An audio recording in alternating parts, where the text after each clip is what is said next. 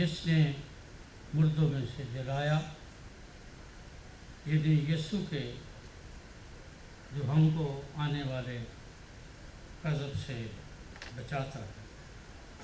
آئیے اپنے سر خدا کے حضور جھکائیں اور دعا کریں۔ خدائے قدوس،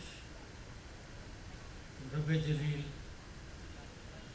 تیرا شکر، تیری تعریف کرتے ہیں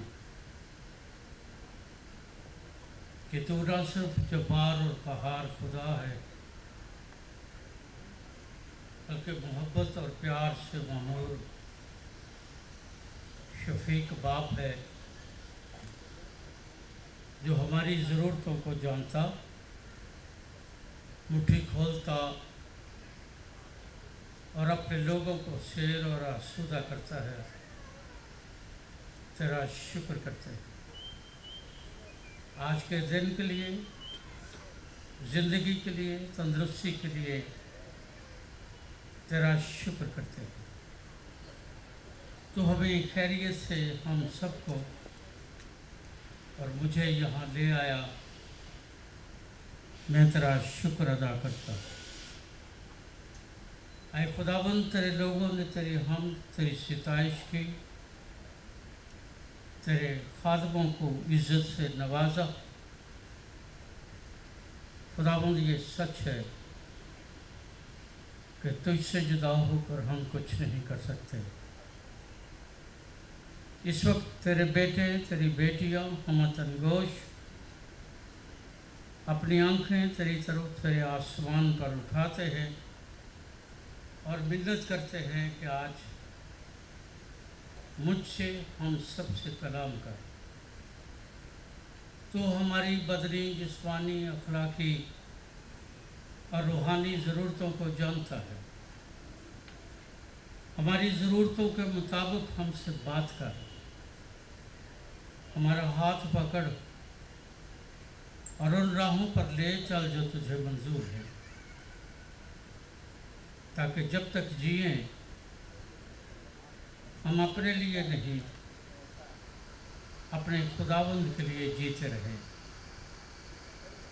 اپنے کمزور بندہ کی ساری جسمانی روحانی کمزوریوں کو اپنے پاک روح کی حکمت، دانائی، فضل اور اس کے قدرت سے بدل ڈال، تاکہ تیرا بندہ تیری آواز دیانتداری کے ساتھ تیرے لوگوں تک پہنچا سکے، اور آج کی شام کا یہ وقت ہماری زندگیوں کے لیے، ہماری مستقبل، ہماری عاقبت کے لیے ایک سنگ میل ثابت ہو۔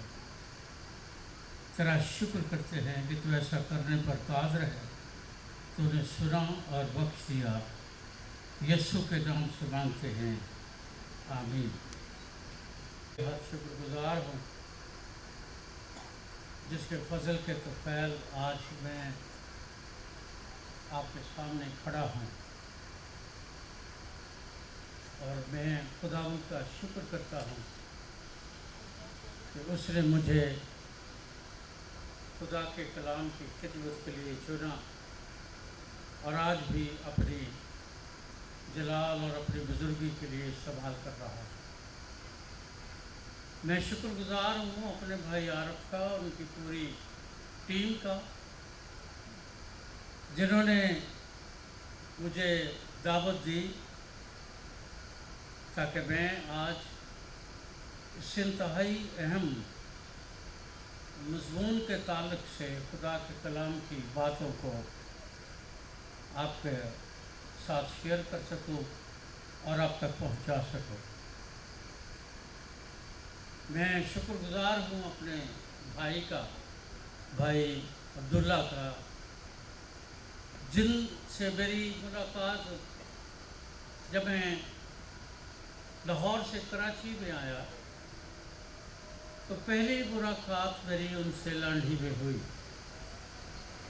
اور پھر ان کے توسط سے کراچی میں بہت ساری جگہوں پر مجھے خدا کے کلام کی منادی کرنے کا موقع ملا۔ اور آج جب ہم دونوں کو یہاں کھڑا کیا گیا اور یہ सारी इज्जत और अफजाई की गई तो मुझे फील हो रहा था कि जैसे ये आखिरी वक्त है। तो आखिरी वक्त में मिस्र में जब लोग खुदावंद में सो जाते हैं तो ऐसे ही करते हैं, क्योंकि मैं वहाँ रहा हूँ, पढ़ता रहा हूँ, इसलिए वहाँ वो अपने बुज़ुर्गों के साथ इसी किस्म का रवैया करते हैं और उनको बताते हैं कि अब जैसे खुदावंद यीशु ने यूहन्ना आरफ से कहा कि वक्त नज़दीक है, तो सिंबॉलिकली आज मुझे और साधु जी को ये बता दिया गया है कि वक्त नज़दीक है। इसलिए आपकी याद दहानी के लिए मैं आप सबका बहुत शुक्रगुजार हूँ कि आपने हमें याद दिला दिया कि वक्त नज़दीक है। लेकिन एक बात मैं ज़रूर कहूँगा कि आपकी मोहब्बतें, आपका प्यार जो कई सालों से मुझे इस शहर में आपसे मिला है, उसके लिए मैं दिल से, रूह से आप सबका शुक्रगुजार हूँ। और शुक्रगुजार हूँ कि आज ये शुक्रगुजारी करने का मौका खुदावंद ने मुहैया किया है। डॉक्टर बशीर बदर कहते हैं कि उजाले अपनी यादों के हमारे साथ रहने दो, न जाने किस गली में ज़िंदगी की शाम हो जाए। तो मैं आपका शुक्रगुजार हूँ और खुदावंद का शुक्र करता हूँ कि आपने इस इज़्ज़त से, इस प्यार से, इस मोहब्बत से मुझे और हम दोनों को नवाजा है। मेरी दुआ है कि खुदा भाई आरफ और उनकी पूरी टीम को और इंतज़ामिया को और आप सबको अपने जलाल और अपनी कुदरत की बरकतों से नवाजे। आमीन। जो हवाला आज है पाक कलाम में से पढ़ा गया है, पहला तसल्लीकियों उसका पहला बाब उसकी 10वीं आयत। मुक़द्दस पौलुस रसूल ने ये ख़त 50 ईस्वी में तसल्लीके की कलीसिया को लिखा।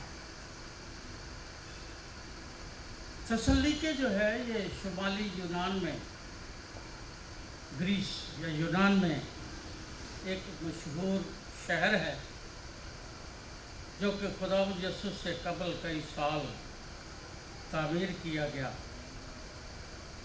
और इस शहर की जो सबसे मशहूर बात है वो ये है कि ये शहर दरियाए डन्यूब के दहाने पर वाक़या है और तजारत के लिए वहाँ से यूरोप और एशिया और अफ्रीका के लिए वो एक बंदरगाह के तौर पर काम देता है। दूसरा इसकी मशहूरी की वजह यह है कि ये शहर जो है ये यूरोप के लिए सिर्फ एक ही रास्ता है। अगर लोग यूरोप से एशिया के लोग या अफ्रीका के या किसी भी मुल्क के लोग उस वक्त भी और आज भी अगर बिज़नेस करना चाहते हैं तो फिर इस शहर से होकर उन्हें जाना पड़ता है। और चूँकि ये बंदरगाह है और वो वहाँ टैक्स की चौकियाँ भी हैं, तो इसलिए टैक्स की चौकियाँ होने की वजह से यहाँ बेशुमार दौलत थी और उस दौलत की वजह से ये शहर बहुत अमीर और दौलतमंद था। मुक़द्दस पौलुस अपने दूसरे बशारती सफ़र पर यहाँ आया और यहाँ उसने कलीसिया कायम की। कलीसिया तो हम नहीं कह सकते, लेकिन उसने यहाँ निजात की खुशखबरी की बुनियादी की। और फिर कुछ दिनों के बाद या हफ्तों के बाद यहूदियों ने उसकी इतनी मुखालफत की कि उसे कहा कि तू यहाँ से चला जा, और उसको जाना पड़ा। फिर वहाँ से वो बीरिया से होकर करंथुस में आया और तिमोथियस और सिलास उसके साथ थे। फिर उसने वहाँ करंथुस से तिमोथियस को थस्सलुनीके भेजा और उसको इसलिए भेजा गया कि वो जाए और वहाँ जाकर पता करे कि वहाँ जिस कलीसिया को उसने खुदा का कलाम सुनाया है या सिखाया है या जिन लोगों को उसने बपतिस्मा दिया है और वो मसीही ईमानदार होने का वो इसका एतबार करते हैं और उसका वो दावा करते हैं, उनका रूहानी हालत कैसी है। और ये एक बड़ी अहम बात है। खुदा के खादमों को जहाँ दुनियावी चीज़ों की फ़िक्र रहती है, मेरा ईमान ये है कि सबसे बड़ी फ़िक्र ये होनी चाहिए कि जिन लोगों को उन्होंने खुदावंद की निजात और मोहब्बत और माफ़ी से मुतारफ़ करवाया है, उनकी रूहानी हालत वक्त और हालात के साथ कैसी है और कैसी होनी चाहिए, उसमें कोई तब्दीली तो नहीं आई। इसलिए इस खत को लिखा गया और 3 बातें आकर तिमोथियस ने पौलुस को बताई।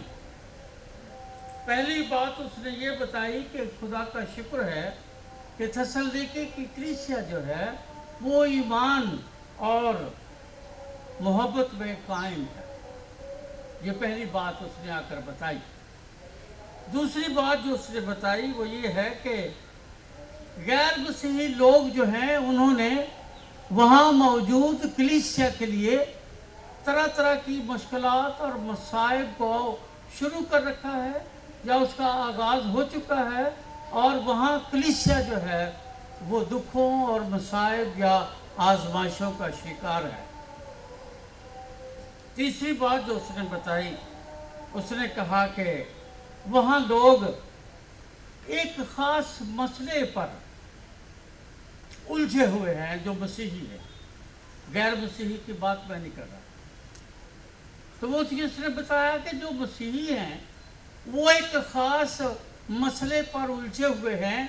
वो ये ईमान तो रखते हैं कि हम चूँकि मसीह यीशु में हैं, इसलिए जब खुदावंद आएगा तो हम उसके साथ उसकी बादशाही में, उसकी बरकतों में शरीक होंगे। लेकिन जो बात उनके दरमियान एक वजह तनाज़ा है वो ये है कि हमसे पहले या मसीह खुदावंद के आसमान से आने से पहले जो लोग मर गए हैं उनका क्या बनेगा, उनकी अदालत होगी, उसकी नौयत क्या होगी, उनके लिए इनामात हैं, उन इनामात की नौयत क्या होगी, वो खुदा के करीब होने वाले होंगे या नहीं, या उस मीरास और बरकतों को पा सकेंगे या नहीं। और ये इंतहाई अहम सवाल था जो कि दोनों खतूत को लिखते वक्त मुक़द्दस पौलुस ने अपने ज़ेर बहस लाया है। और दोनों खतूत के जो जिसे आप कह सकते हैं मज़मून है, वो दोनों खतूत का मसीह खुदाबंद की आमद सानी है या उसका इस दुनिया में आना। जब वो इस बात को उनको लिख रहा था तो उसने पहले ही बाब में उनको बताया कि जो मसीह में मर गए हैं वो भी ज़िंदा होंगे और जो ज़िंदा हैं वो भी अदालत के बाद उन बरकतों को, नेमतों को हासिल करेंगे जिनका उनके साथ निजात दहिंदा ने वादा किया है। और जो उसको रद्द कर देंगे उनकी अदालत भी होगी और उनको अदालत की दी गई सज़ा को तो भुगतना होगा। अजीज़ों, आमद सानी जो है ये हमारा आज का मज़मून नहीं है। आमद सानी तकरीबन 4000 साल से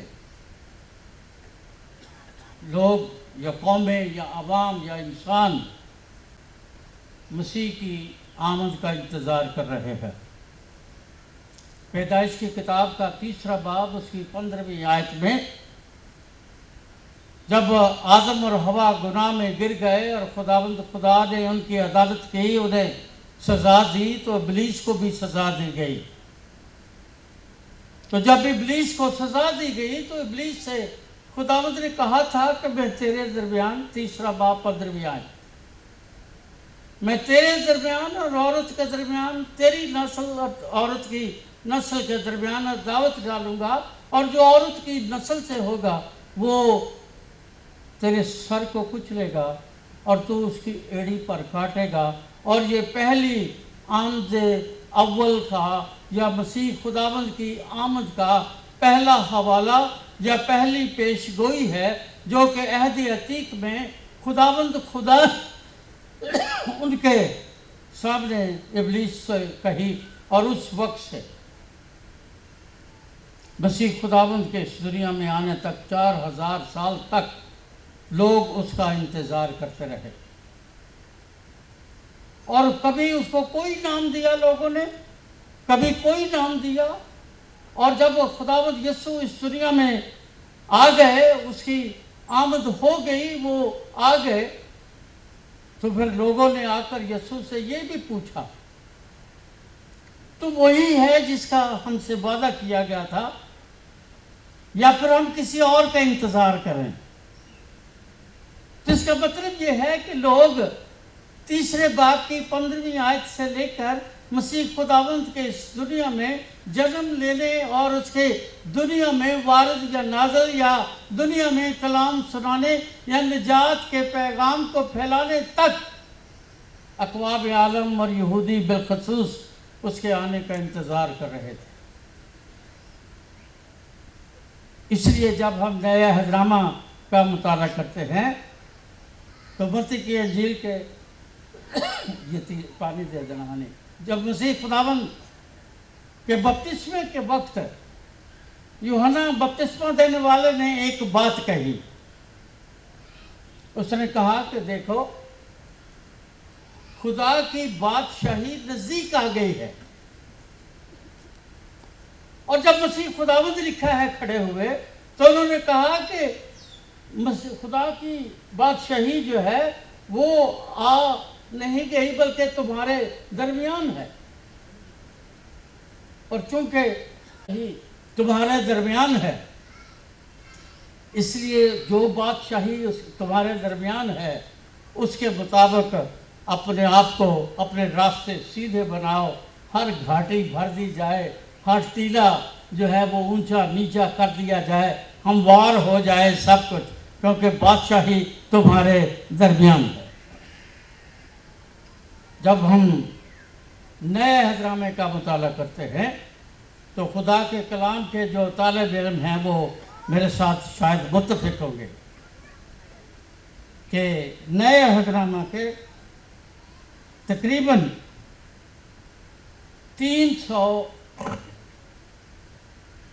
260 अबवाब हैं। नए अहदनामा के मत्ती की इंजील से मुकाशफा तक 260 अबवाब हैं, और इन 260 अबवाब में 318 दफ़ा मसीह खुदावंद के दोबारा आने का जिक्र है।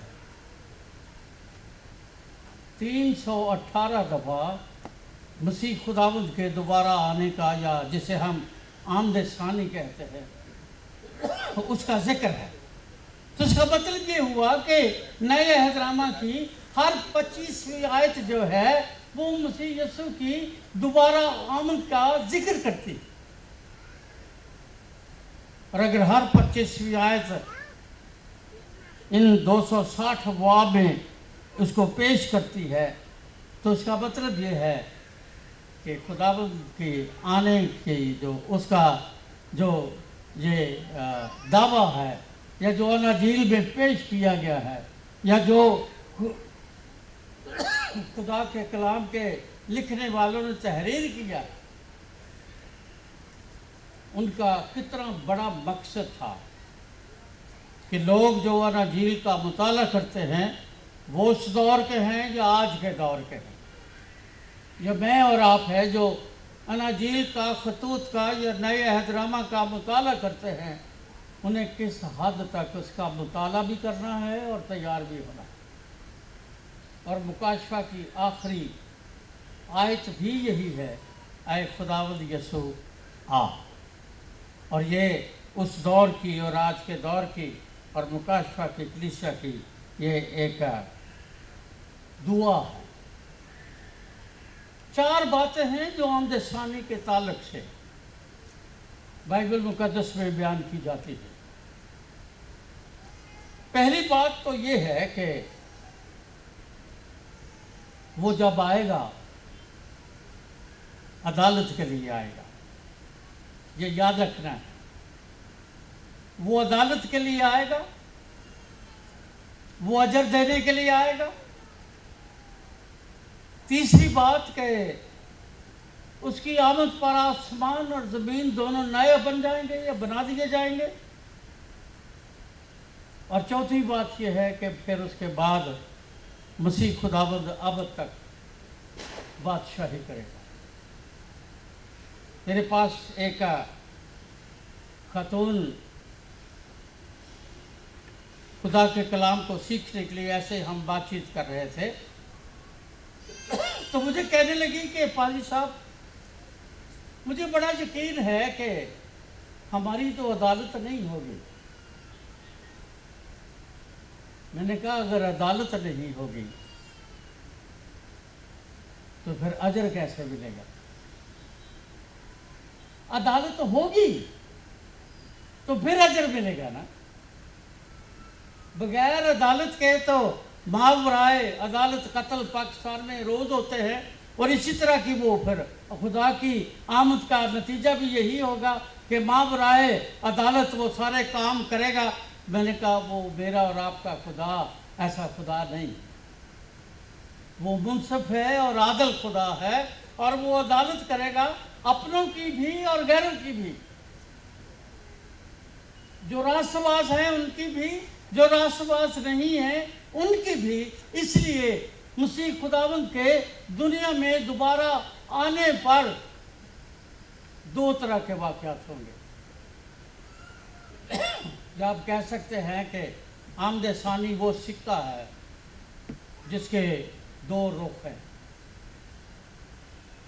پہلا رخ ہے جس کے لیے آج مجھے یہ خدمت دی گئی ہے کہ ہم اس عدالت یا اس کے دوبارہ آنے کو جس کو ہم عام مسیحی خفیہ عدالت یا نادیدنی انویزیبل، اس کی سیکنڈ کب اس کی دوبارہ آمد جو ہے اس کو وہ اس کا نام دیتے ہیں۔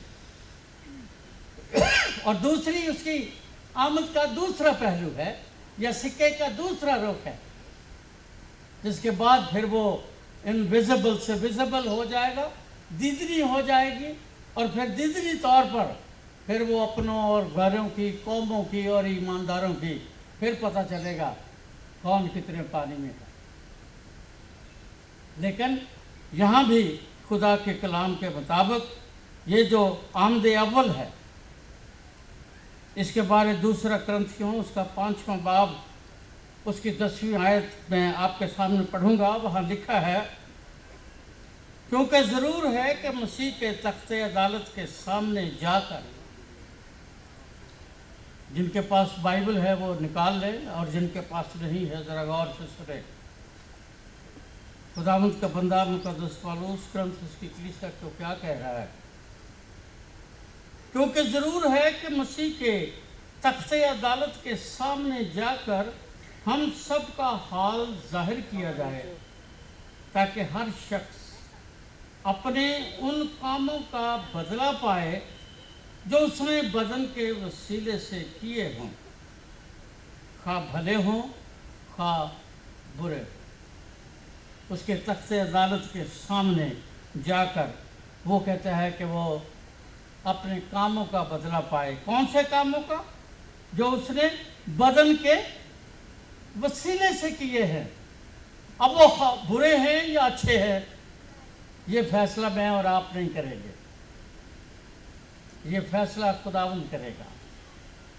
और खुदावंद डिफ्रेंशिएट करेगा कि किसको सज़ा मिलनी है और किसको ताज मिलना है, कौन दीदनी आमद में होगा और कौन ज़ाहिरा आमद में होगा, ये उस वक्त पता चलेगा।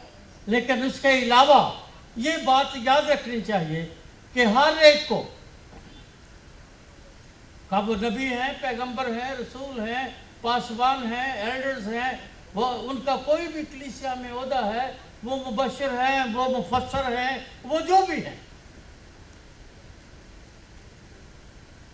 उसके तख्ते अदालत के सामने जाकर उनका हाल जो है वो पता चल जाएगा। और जब पता चल जाएगा तो फिर इस आमद सानी के लिए थस्सलुनीकियों के ख़त में मुक़द्दस पौलुस उनको यही बात बताता है। पहली बात कि वो शरीरों की अदालत करने को आएगा। नंबर 2, वो उन्हें बताता है कि रास्तबाजों को मखलसी देगा। और नंबर 3, वो ये बताता है कि ज़मीन को बदी से पाक करेगा। अब ये उसकी आमद अव्वल पर है या नादीदनी आमद पर है या दीदनी आमद पर है, यह मैं ज़रूर आपके सामने रखूँगा। लेकिन ये 3 बातें होंगी। पहली बात ये होगी कि वो शरीरों की अदालत करेगा। दूसरी बात, वो रास्तबाजों को मखलसी देगा, लेकिन अदालत के प्रोसेस से तो गुजरना पड़ेगा। तीसरी बात कि वो ज़मीन को बदी से पाक कर देगा। और इसके लिए नए अहदनामा में या बाइबल मुक़द्दस में बहुत सारी दीगर टर्मिनोलॉजीज़ इस्तेमाल की गई हैं। इसे खुदावंद का दिन भी कहा गया है, इसे वो दिन भी कहा गया है, और बताया गया है कि ये उसकी आमद से मुताल्लिक़ ये दिन है जो आखिरी ज़माने के रहने वाले लोगों के लिए है, ताकि वो तैयारी करें। लेकिन जब हम खुदा के कलाम का मुताला करते हैं तो अहद अतीक की उम्मीद जो मैंने आपको पहले बताई है, वो उम्मीद मसीह के तजस्सुम में जब पाए तकमील को पहुंची तो इस आमद के लिए उसका दोबारा जो आना है, आप उसकी पहली आमद की उसे तकमील कह सकते हैं। उसकी पहली आमद तजस्सुम उसकी आमद का अरूज है, और फिर उसकी तकमील है। और इस तकमील का अरूज जो है, इसको बहुत सारे नाम दिए गए हैं। लेकिन थस्सलुनीकियों के ख़त में जब वो उनसे बात करता है तो वो एक ख़ास बात की तरफ उनका ध्यान दिलाता है। वो ध्यान ये है कि वो उनको बताता है आमद सानी का इल्म रखना बहुत अच्छी बात है। आमद सानी पर कन्वेंशंस करना, सेमिनार्स करना, आमद सानी पर किताबें लिखना, मज़ामीन लिखना, लोगों को तालीमात देना बहुत अच्छी बात है। लेकिन जो इन सारी बातों से बढ़कर बाबरकत या पुरफज़ल बात है, वो ये है आमद सानी की तैयारी करना। क्योंकि जो लोग आमद सानी के लिए तैयार नहीं होंगे, उनको मालूम ही नहीं होगा, क्योंकि लिखा है 2 औरतें चक्की पीसती होंगी और एक उठा ली जाएगी। ये अदालत है। लेकिन इस अदालत में जो छोड़ दी जाएगी, पासवान चर्च में खड़े अंजील सुना रहे होंगे, कन्वेंशन पर खड़े होंगे, क्रूसेड्स पर खड़े होंगे, लोग खुदा के लोग बड़ी अंजील की बुनियादी में सरगर्म होंगे। गांव गांव, शहर शहर, देहात देहात वो इंजील की बुनियादी बड़े जोश और खरोश से कर रहे होंगे। अपने वसाइल से और दीगर वसाइल से वो सब कुछ कर रहे होंगे। कितना अफसोस होगा जब उसके साथ वाला बंदा बुला लिया जाएगा और वो खड़ा रह जाएगा। कितना अजीब लगेगा उस बंदे को कि کہ میں نے تو اتنے لوگوں کو یہ کچھ کیا، یہ سکھایا، بپتسمہ دیا، یہ کیا، میں نے ان کو یہ کچھ کیا، اپنی سارے کاموں کو بیان کرے گا۔ لیکن کتنا عجیب لگے گا کہ اس کے ساتھ کا جو ساتھی ہے وہ اٹھا لیا جائے گا اور اس کو چھوڑ دیا جائے گا، اور جب اسے چھوڑ دیا جائے گا تو پھر خدا یسوع کہہ دے گا اسے لے جاؤ اور وہاں ڈال دو جہاں رونا اور دانتوں کا حصہ۔ کتنی مشکل صورتحال ہوگی، کتنی رنجیدہ اور دکھ، جو ساری زندگی اس بات کا دعویٰ کرتے ہیں کہ وہ خدا کے کلام کی منادی کرتے ہیں اور اس کے خادم ہیں، اور پھر وہ اپنی خدمت کے گن گنوائیں گے، یہ کیا، یہ کیا، یہ ایک لمبی فہرست ہوگی ان کے پاس۔ اس لیے مقدس پولس رسول جب تھسلنیکے کی کلیسیا کو خط لکھتا ہے تو ان کو یہ بتاتا ہے کہ آمد ثانی کا علم رکھنا، پھر دہراؤں گا، آمد ثانی کا علم رکھنا یہ ایک الگ بات ہے، آمد ثانی کی تیاری کرنا ایک الگ بات ہے۔ اس لیے میں سمجھتا ہوں کہ اس سیمینار کی جو سب سے اہم بات ہے وہ یہ ہے کہ ہم تیار ہیں یا نہیں ہیں، ہم علم حاصل کرتے ہیں یا تیاری کرتے ہیں۔ یہ ہمیں سیکھنا پڑے گا کہ آج ہم یہ جانیں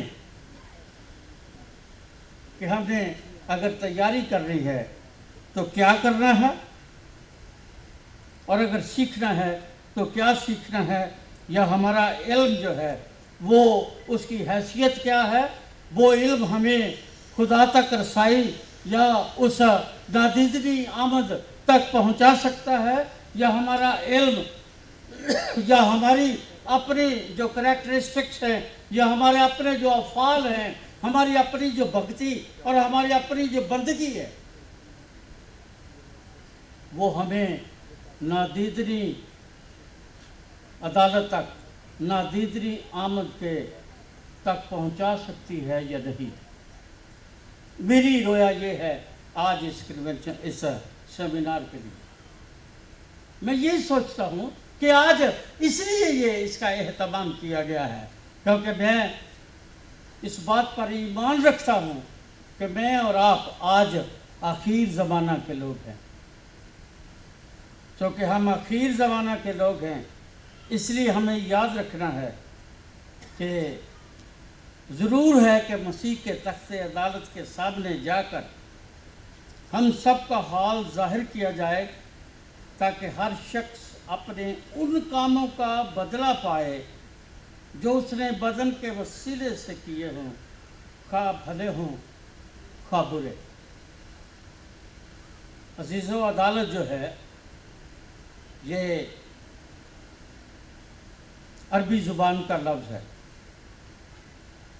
اور اس کا مطلب ہے برابری، انصاف، کچہری، عدل، اور انگلش میں اسے ججمنٹ کہا جاتا ہے۔ اس عدالت کے مقاصد کیا ہیں؟ کیوں عدالت ہوگی؟ ابھی ہم نے اس خط میں پڑھا کہ وہ کہتا ہے کہ اس کے تخت عدالت کے سامنے جا کر، انبیاء اس بات کی طرف اشارہ کرتے ہیں، عہد عتیق اس بات کی طرف اشارہ کرتا ہے، اسرائیل کی مقدس کتابیں اس بات کی طرف اشارہ کرتی ہیں۔ میرا اور آپ کا ایمان عقیدہ، یا جسے ہم رسولوں کا عقیدہ کہتے ہیں، وہ ہمیں یہی سکھاتا ہے کہ وہ مر گیا، دفن ہوا، تیسرے دن مردوں میں سے جی اٹھا، آسمان پر چڑھ گیا، خدا باپ کے داہنے ہاتھ بیٹھا ہے، جہاں سے کیا لکھا ہے؟ عدالت کرنے آئے گا۔ یہ بات پسند نہیں، باقی سارا عقیدہ بالکل صحیح ہے، اس میں کوئی مشکل نہیں ہے، پر یہ بات کہنا ایک الگ بات ہے، پر اس بات کو اپنی زندگی میں پریکٹسائز کرنا یا اس زندگی میں اس پر عمل کرنا، یہ بالکل الگ بات ہے کہ وہ زندوں اور مردوں کی عدالت کرنے کو آئے. تو عدالت تو ہوگی بھائی، زندوں کی بھی اور مردوں کی بھی. اور یہ انبیاء، رسول، نیا عہد نامہ، پرانا عہد نامہ جو ہے وہ اس کا ہمیں ہمیشہ بتاتے. اور یہ جو عدالت ہے یہ خدا کرے گا، یہ یاد رکھنا ہے، انسان نہیں کریں گے. میں جانتا ہوں لکھا ہے خدا کے کلام میں کہ پولس کہتا ہے کیا تم نہیں جانتے کہ ہم فرشتوں کا انصاف کریں گے. میں مانتا ہوں اس بات کو کہ فرشتوں کا انصاف کریں گے بنی نوع انسان، لیکن کون؟ جو تیار ہوں گے، جو اٹھا لیے جائیں گے، جن پر مہر ہوگی، جن کے بارے میں بعد میں ابھی آپ کو بتاؤں گا کہ ان کی حیثیت وہ کیسے ہوں گے اور کیسے نہیں ہوں گے. لیکن یہ بات یاد رکھنی ہے کہ عدالت صرف خداوند کرے گا، کیونکہ اس کا اختیار خداوند کو ہے یا مسیح یسوع کو ہے، جس کے لیے بہت سارے حوالے جو ہیں وہ پاک کلام میں ہیں. لیکن دوسری بات جو بڑی لوگوں کو ڈسٹرب کرتی، مسیحوں کو بھی اور غیر مسیحوں کو بھی جو ڈسٹرب کرتی ہے، میں اس کی طرف ضرور آپ کا دھیان آج دلاؤں گا. شاگرد بھی ڈسٹرب ہوئے، عہد عتیق کے لوگ بھی ڈسٹرب تھے، عہد جدید کے لوگ، آج کی کلیسیائیں بھی اس کے لیے بڑی تحقیق کرتی ہیں، تفتیش کرتی ہیں، اور بہت ساری بدعات صرف اسی ایک بات پر کھڑی ہیں کہ اس کے آنے کا وقت کیا ہوگا. لیکن یاد رہے کہ جب ہم پاک کلام کا مطالعہ کرتے ہیں تو مسیح خداوند نے، شاگردوں نے، فرشتوں نے، اناجیل نے، عہد عتیق نے، انبیاء نے یہ بتایا ہے کہ عدالت ہوگی اور ضرور ہوگی. اس کا ٹائم ٹیبل نہیں بتایا. خداوند یسوع سے شاگردوں نے جب وہ داخل ہوئے یروشلم میں تو پھر وہاں اور بہت ساری باتیں ہیں متی کی انجیل کے 24ویں، 25ویں، 26ویں باب میں، دیگر اناجیل میں. تو لکھا ہے کہ شاگردوں نے ایک سوال کیا، تیرے آنے اور دنیا کے آخر ہونے کے نشان کیا ہے؟ اعمال کی کتاب کے پہلے باب میں بھی انہوں نے مسیح یسوع سے یہی پوچھا، اور مسیح یسوع نے کہا کہ ان وقتوں، میعادوں کو جاننا تمہارا کام نہیں ہے، وہ باپ نے اپنے اختیار میں رکھا ہے. ہاں یہ ضرور ہے کہ جب وہ آئے گا تو جس طرح تم نے، فرشتوں نے ان کو بتایا کہ جس طرح تم نے اس یسوع کو آسمان پر جاتے ہوئے دیکھا ہے اسی طرح آتے ہوئے دیکھو گے. لیکن یسوع نے دنیا کے حالات بتا دیے تھے کہ میرے آنے اور دنیا کے آخر ہونے کے نشانات کیا ہوں گے. اور اگر آپ اس کا مطالعہ کریں متی کی انجیل کا برکت اور چاروں اناجیل کا، تو وہ واقعات وہاں درج ہے، تimotheus میں درج ہے، اور دیگر خطوط میں درج ہے، تھسلنیکیوں میں وہ واقعات سارے درج ہے. کیا ہوگا اور کیا نہیں ہوگا، دنیا کے حالات کیا ہوں گے اور کیا نہیں ہوں گے، ایمان کی حالت کیا ہوگی، ایمانداروں کی حالت کیا ہوگی، ان کی امید اور محبت کی حالت کیا ہوگی، اس کا ذکر خدا کے پاک کلام میں موجود ہے. وہاں لکھا ہے کہ بدی کے بڑھ جانے سے بہتیروں کی محبت ٹھنڈی پڑ جائے گی. اور اس پر مجھے بتانے کی ضرورت نہیں، جو کچھ آپ کو اپنے گھر میں اور اپنے ماحول میں نظر آتا ہے یہ اسی بے دینی کا سبب ہے کہ ہمارے بچے، ہمارا خاندان، ہمارے لوگ، ہمارے خادم ہمارے لیڈرز جو ہیں وہ آمد ثانی کا علم رکھتے ہیں پر اس کی تیاری نہیں کر رہے، اس لیے بے دینی بڑھ گئی ہے۔ تقریباً اس وقت دنیا میں 5000 کے قریب بدعتیں ہیں، 5000 کے قریب بدعتیں ہیں، 4300 مشنری یا ڈینومینیشنز ہیں۔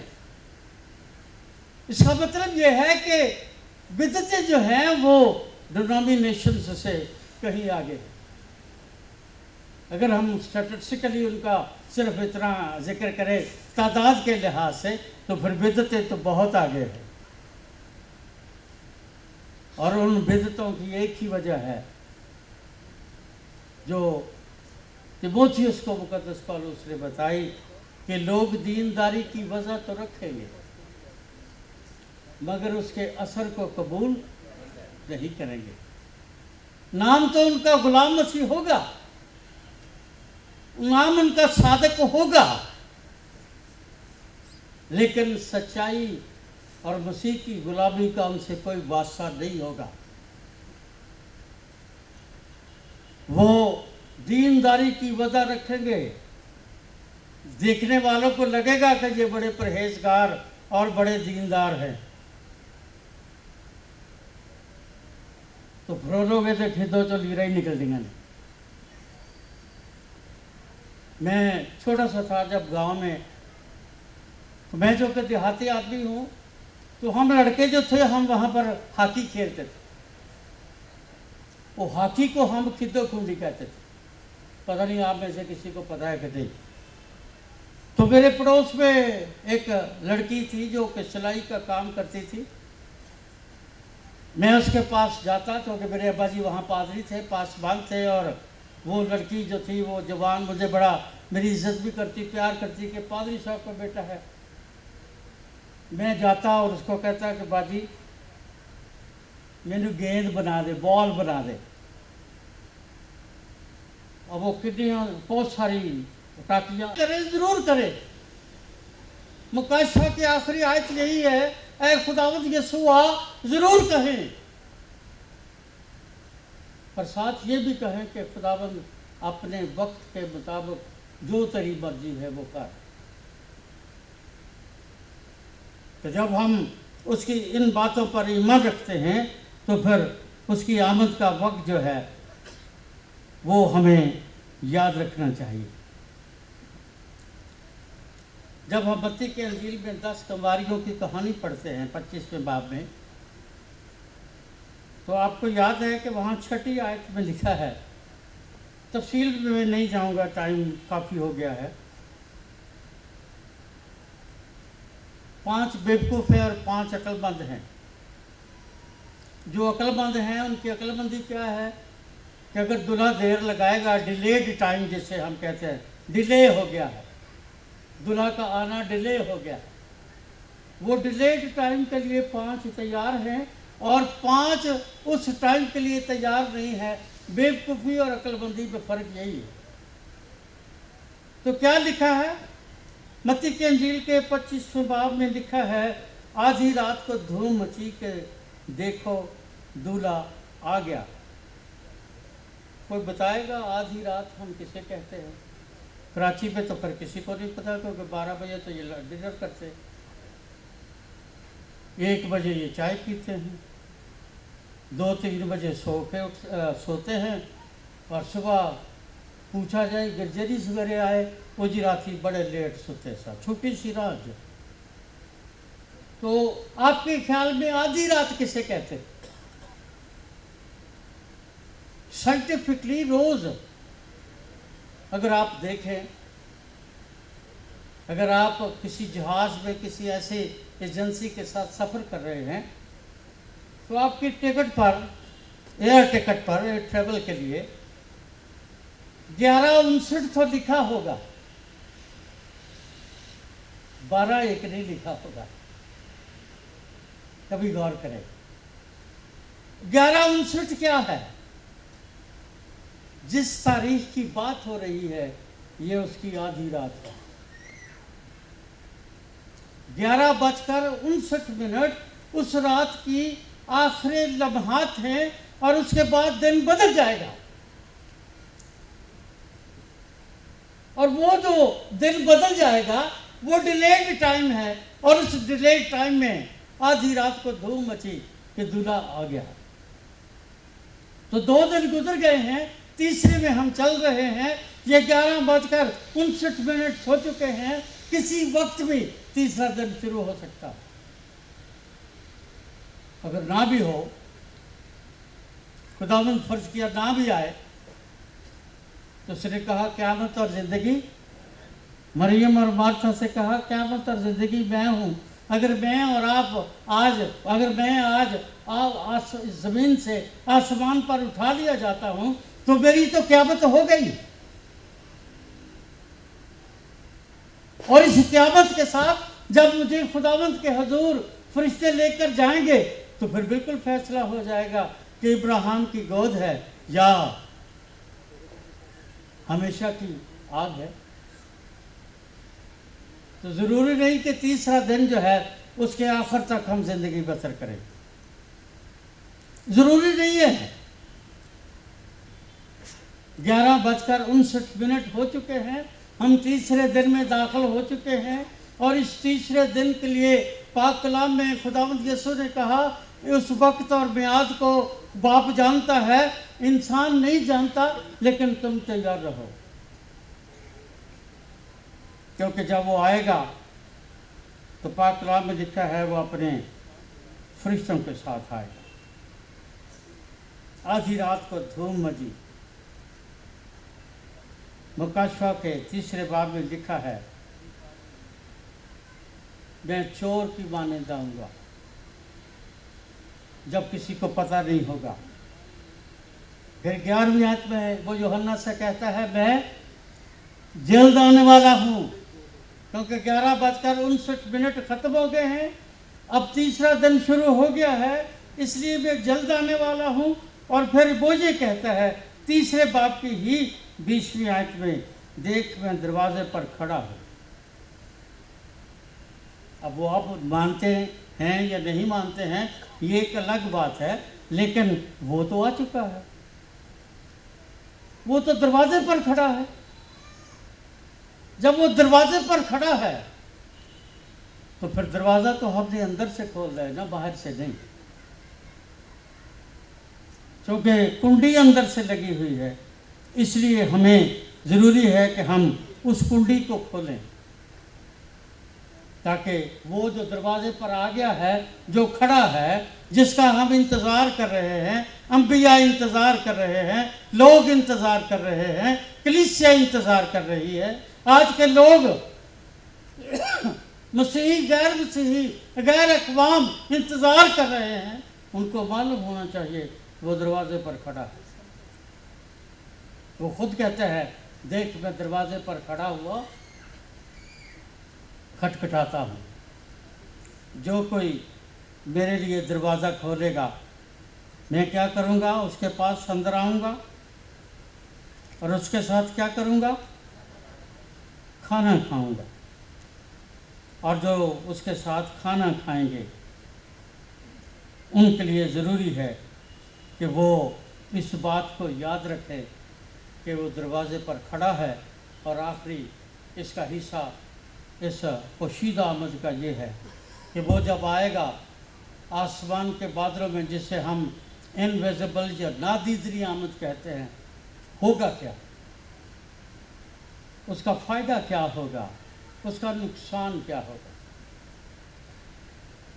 पहली बात ये है, जब हम खुदा के कलाम का मुताला करते हैं तो मसीह खुदावंद ने अपने लोगों से वादा किया। यूहन्ना की इंजील उसका 14वां बाब, उसमें उसने कहा कि मैं जाता हूँ ताकि तुम्हारे लिए जगह तैयार करूँ, फिर वापस आऊँगा, फिर तुम्हें अपने साथ ले जाऊँगा, तो फिर जहाँ खुदाए सालूस है वहाँ हम सब मिलकर रहेंगे। मेरी बीवी जब तक ज़िंदा थी उसे बड़ा शौक़ था कि हमारा कोई घर हो, हमारा अपना कोई मकान हो। ख़वातीन को होता है, ये कोई बुरी बात नहीं। अब चूँकि मेरे पास वसाइल नहीं थे, मैं उनको मजाक से भी और सच्चाई से भी एक बात बताता था। मैंने कहा आपका तो मुझे नहीं पता, पर मुझे तो पता है मेरा घर अलाट हो चुका है। मैंने कहा अब तो सिर्फ अलाटमेंट लेने के लिए खुदावंद कभी आएगा, जब भी आएगा तो अलाटमेंट मेरी तो हो गई है, मेरा घर भी तैयार है और रेनोवेट भी है। उसने कहा मैं जाता हूँ, तुम्हारे लिए घर क्या करूँगा, तैयार करूँगा। उसमें सोफ़े, कारपेट, बर्तन, fridge, AC, each and everything जो मेरी और आपकी लग्जरी के लिए है, वो उसमें सब कुछ मैंने कहा वो फिट कर रहा है। और चूँकि वो फिट कर रहा है, वो जब आएगा तो मुझे तो मिलेगा। मैंने कहा आपका नहीं पता, चलो मैं आपको अपने पास रख लूँगा। ये तो हो सकता है, लेकिन ये इंतहाई अहम सवाल है कि जब वो आएगा तो फिर क्या होगा। सबसे पहली बात, खुदा के पाक कलाम के मुताबिक वो हमारे बदनों को जलाली बना देगा।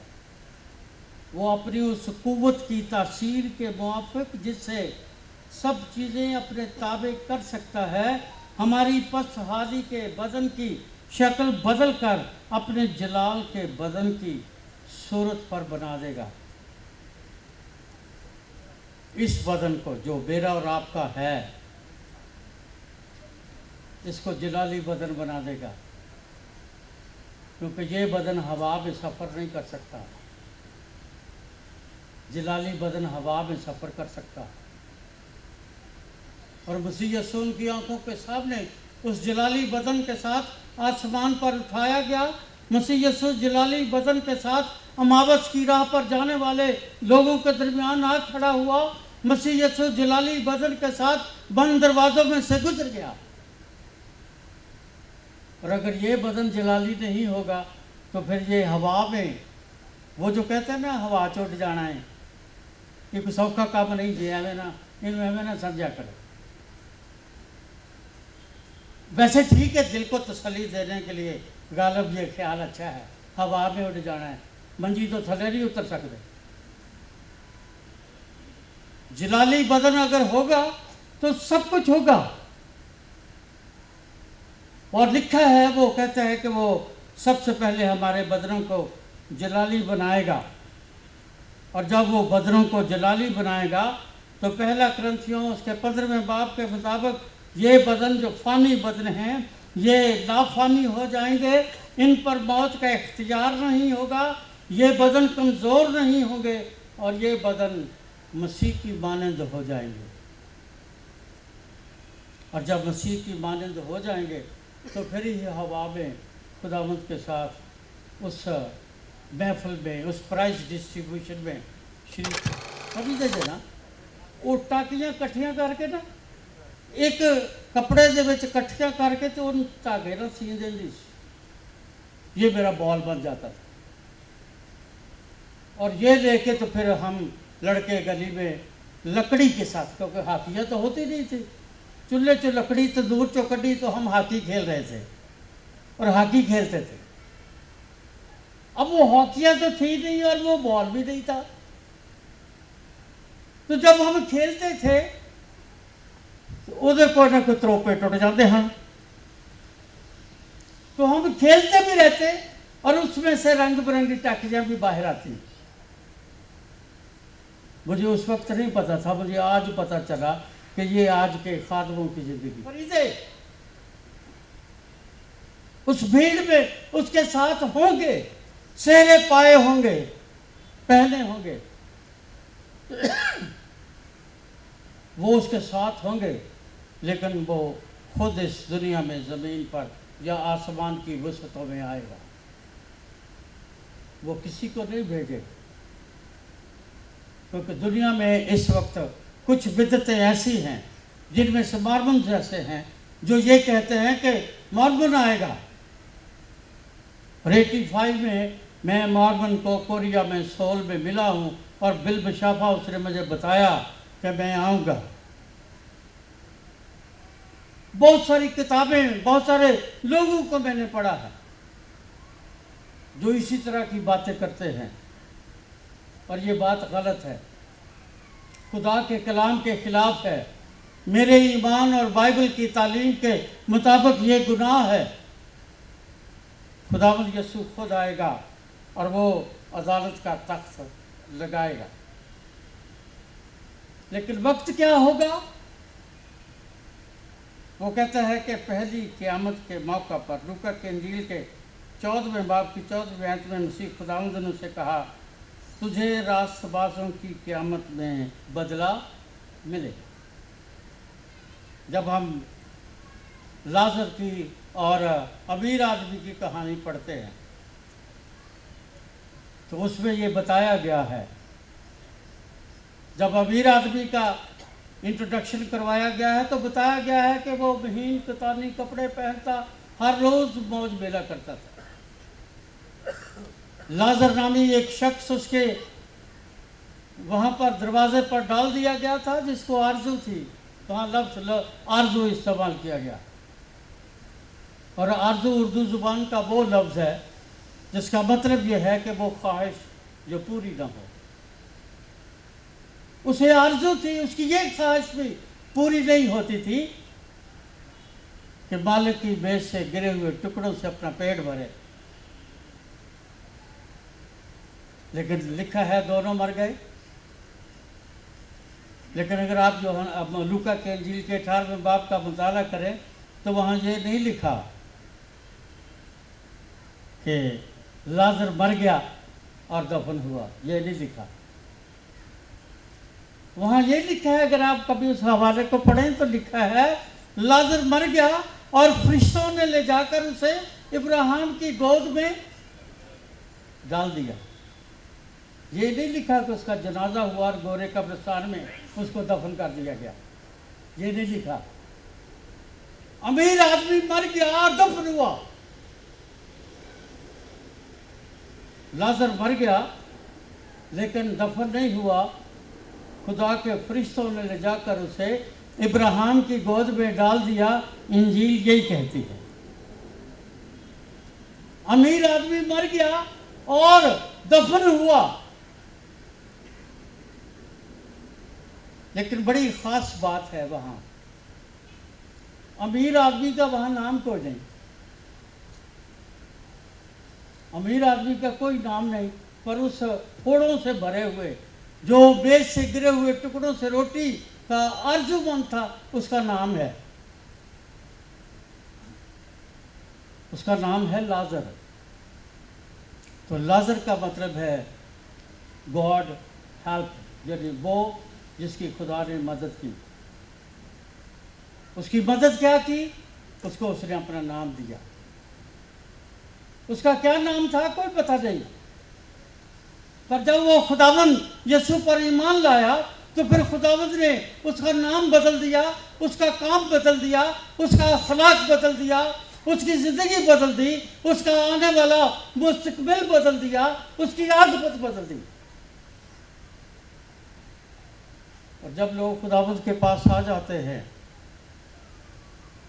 तो फिर उनकी आकबत बदल जाती है, नाम बदल जाते हैं, काम बदल जाते हैं, उनका तर्ज रिहाइश बदल जाता है, फिर उनका लाइफ स्टाइल बदल जाता है, रिश्ते नाते बदल जाते हैं।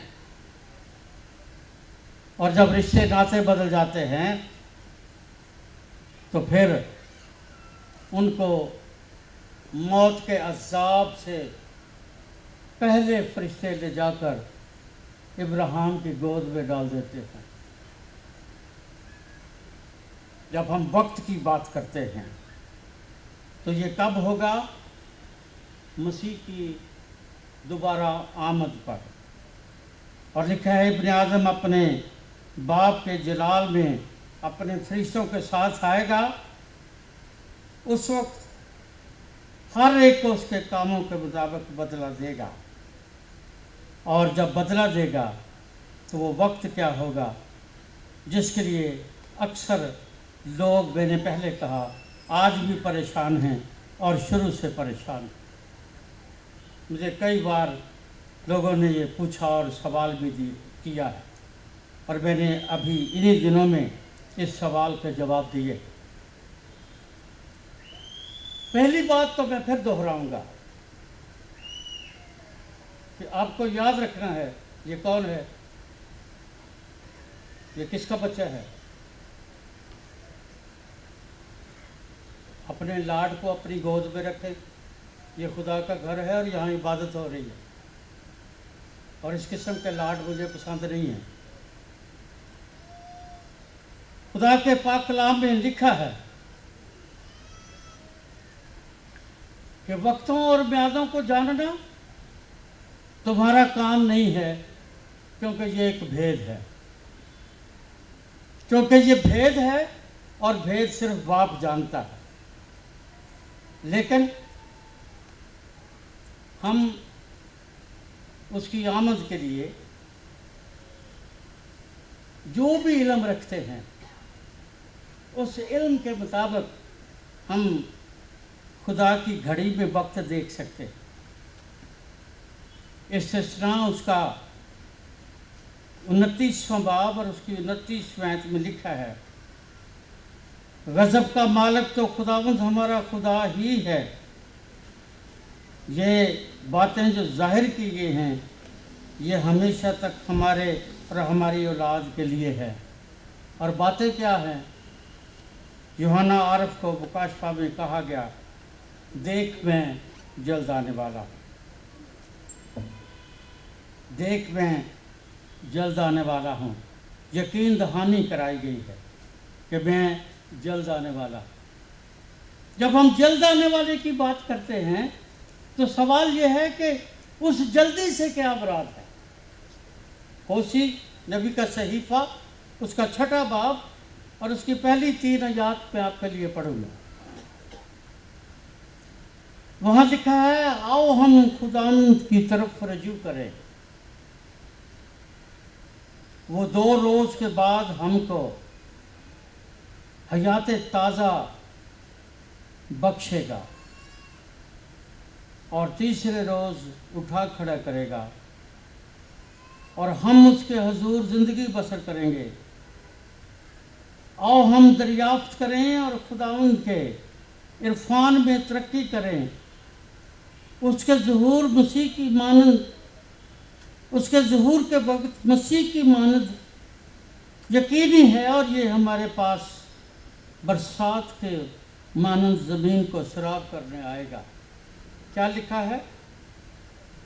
2 دن کے بعد حیات تازہ عطا کرے گا، اور پھر لکھا ہے تیسرے روز بارش ہوگی، برکت کی بارش ہوگی، اور تیسرے روز وہ اٹھا کھڑا کرے گا۔ جب ہم دوسرا پطرس اس کا 3واں باب اور اس کی 8ویں آیت کا مطالعہ کرتے ہیں تو وہاں لکھا ہے، عزیزو، یہ خاص بات تم پر پوشیدہ نہ رہے کہ خداوند کے نزدیک ایک دن 1000 برس کے برابر اور 1000 برس ایک دن کے برابر ہے۔ ڈارون اور دیگر جو سائنٹسٹ ہیں، جو ایپک آف مین کا جو رائٹر ہے ڈارون اور دیگر جو سائنسدان ہیں، وہ اس بات پر انہوں نے بے شمار کتابیں لکھ چھوڑی ہیں کہ باغ عدن کو بنے ہوئے 1000 سال ہوئے ہیں، لیکن خدا نے کئی ہزار کروڑوں سال پہلے یہ ساری چیزوں کو تخلیق کیا تھا، جن کے ساتھ میں کم از کم، یا مسیحی ایماندار جس کے ساتھ، جو مسیح یسوع پر اور اس کے کلام کے الہامی ہونے پر ایمان رکھتے ہیں، ہم اس سے متفق نہیں ہیں۔ لیکن اگر خداوند کے نزدیک ایک دن 1000 برس کے برابر ہے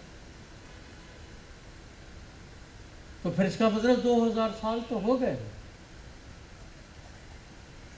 اس کے آسمان پر اٹھائے جانے کو 2000 سال تو ہو گئے، کیونکہ یہاں لکھا ہے 2 دن کے بعد تیسرے دن وہ حیات تازہ دے گا۔ 2 دن تو ہو چکے ہیں، ہم اب اس 21ویں صدی سے بھی آگے گزر رہے ہیں۔ 2000 سال گزر گئے ہیں، ہم تیسرے سال سے گزر رہے ہیں، اور اسی کے لیے وہ کہتا ہے کہ وہ تیسرے دن حیات تازہ دے گا۔ اس کے مطابق اگر ہم یہ بات خدا کے پاک کلام کے مطابق اس پر یقین کر لیں تو پھر اس کا وعدہ کیا ہے؟ تیسرے دن اس کے آنے کا وعدہ جو ہمیں دوسرا پطرس اس کا 3 باب اس کی 9 آیت میں ملتا ہے، لکھا ہے کہ خداوند اپنے وعدہ میں دیر نہیں کرتا جیسی دیر بعض لوگ سمجھتے ہیں، وہ اپنے وقت پر آتا ہے۔ اور غلطیوں کے خط میں لکھا ہے، اور جب وقت پورا ہو گیا تو خدا نے 4 باب میں خدا نے اپنے بیٹے کو اس دنیا میں وہ وقت پر کام کرتا ہے۔ میں اور آپ دعائیں، ایک تاج وہ تھا جسے آپ سیاسی یا بادشاہی تاج کہہ سکتے ہیں، اور اس تاج میں 3000 ہیرے اور 300 سے زیادہ قیمتی موتی جڑے ہوئے تھے، اور اس تاج کے یہاں بالکل سامنے کوہ نور ہیرا جو ہندوستان سے ملکہ برطانیہ کو ملا تھا، جو یہاں سے گیا تھا، وہ ہیرا اس کی یہاں پر لگا تھا، اور اس میں 3000 ہیرے تھے۔ دوسرا جو اس کا تاج تھا، جو صرف اس کی شہنشاہیت کے لیے تھا، اس تاج میں تقریباً 6000 ہیرے اور قیمتی موتی دیگر بے شمار جڑے ہوئے تھے۔ جب وہ آسمان پر آئے گا، اپنا تخت لگائے گا، ایماندار آسمان پر اٹھا لیے جائیں گے، جن کا بدن جلالی ہوگا، جو مسیح کی مانند ہو جائیں گے، جن پر موت کا اور قبر کا اختیار نہیں ہوگا، جن کے پاس بدن کمزور بدن نہیں ہوگا، ان کو سب سے پہلی بات وہاں لکھا ہے کہ انہیں تاج دیے جائیں گے، بہت سارے تاج دیے جائیں گے۔ مکاشفہ 19 باب 12 آیت میں لکھا ہے، اور اس کی آنکھیں آگ کے شعلہ کی طرح کے ہیں، اور اس کے سر پر بہت سے تاج ہیں، اور اس کا ایک نام لکھا ہوا ہے جسے اس کے سوا کوئی نہیں جانتا۔ بہت سے تاج ہے یسوع کے سر پر، اور وہ تاج مجھے اور آپ کو دے گا، جس میں پہلا تاج جو ہے وہ ان لوگوں کے لیے ہے جن کے بارے میں خدا کے پاک کلام میں لکھا ہے کہ جو اچھی کشتی دوڑتے ہیں ان کے لیے تاج کا صحرا ہے، تاج کا انعام ہے جو اس کے ساتھ دوڑنے والے جو ہیں۔ پہلا کرنتھیوں 9 باب 24 آیت میں لکھا ہے، کیا تم نہیں جانتے کہ دوڑ میں دوڑنے والے دوڑتے تو سب ہی ہیں، مگر انعام تو ایک ہی کو ملتا ہے۔ کاش وہ میں اور آپ کو، ہم سب دوڑ رہے ہیں، اور وہ انعام جس میں تاج ہے وہ انہی کو ملے گا جو اس دوڑ میں اس کے ساتھ شامل ہیں، اور جو اس دوڑ میں اس کے ساتھ شامل ہیں ان کو ضرور وہ تاج ملے گا۔ دوسرا جو ہے وہ جو اس دنیا میں ایمانداروں کے لیے ہر طریقے سے ان کا بدن جان روح کو لیے دن رات دعا کر رہے ہیں، خدمت کر رہے ہیں، کلام سنا رہے ہیں، تفسیریں کر رہے ہیں، ان کے لیے دکھ سہ رہے ہیں، اظہار ثانی سہ رہے ہیں، اور پھر خدمت کر رہے ہیں،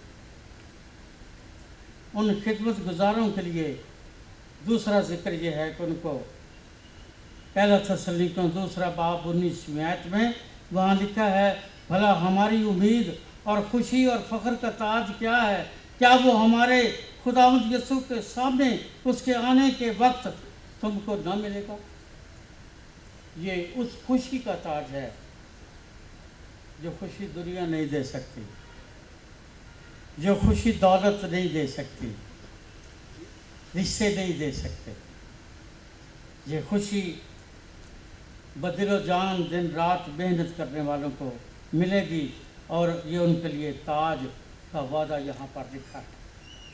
तीसरा, जब अपनी नादिजनी आमद में आएगा कि जो उसके आने के आरज़ूमंद होंगे, जो इंतज़ार कर रहे होंगे, खुदावंद यीशु आ, मैं तेरा इंतज़ार कर रहा हूँ, मैं तेरा इंतज़ार कर रही हूँ, उनके लिए पहला तिमोथी, दूसरा तिमोथी चौथा बाब 8वीं आयत में लिखा है, रास्तबाजी का ताज ज़हूर के आरज़ूमंदों के लिए होगा। और ये तो मेरे ख्याल मुझे और आपको, हम सबको मिलना चाहिए, क्योंकि हम सब उसके आने के मुंतज़िर हैं। ये उसके आने के जो मुंतज़िर हैं, ये ताज उनके लिए। फिर चौथा ताज जो है वो वफादार लोगों को मिलेगा। याकूब पहला बाब उसकी 12वीं आयत के मुताबिक, वो लोग जो आजमाइशों में बर्दाश्त करते हैं, जो बदी पर गालिब आते हैं, जो मसीह से मोहब्बत करते हैं, ये ताज उनके लिए है। और फिर 5वां ताज जो है वो सच्चे गल्लाबानों के लिए है। पहला पतरस चौथा बाब 5वां बाब 4थी आयत। और ये जलाल का सेहरा है।